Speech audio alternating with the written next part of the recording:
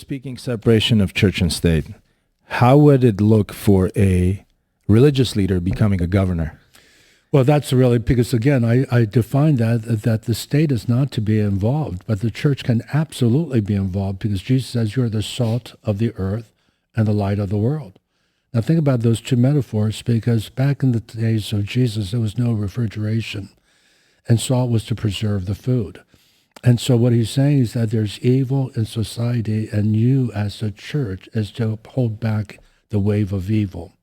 And then you're to be the light of the world. But the way we're to let our light shine is by good works.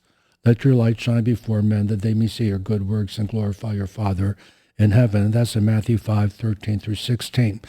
And so I cite the verses so people could look it up and see for themselves what I'm quoting. California is a very diverse state, maybe one of the most diverse states in the entire union. Yeah. And having a pastor as a governor, how do you pull people together? How do you make sure everybody's on the same page and they say, you know what, Governor Ché is looking out after us as well?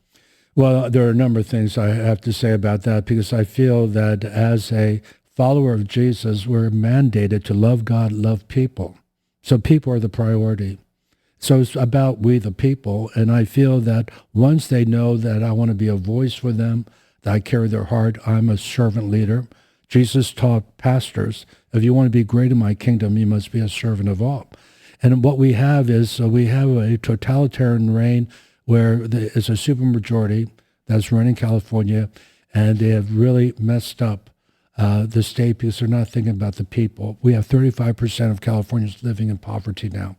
And so the mandate that God's given to us as pastors that we're to preach the gospel to the poor. In other words, we're called to reach out to the marginalized, the fringe of society.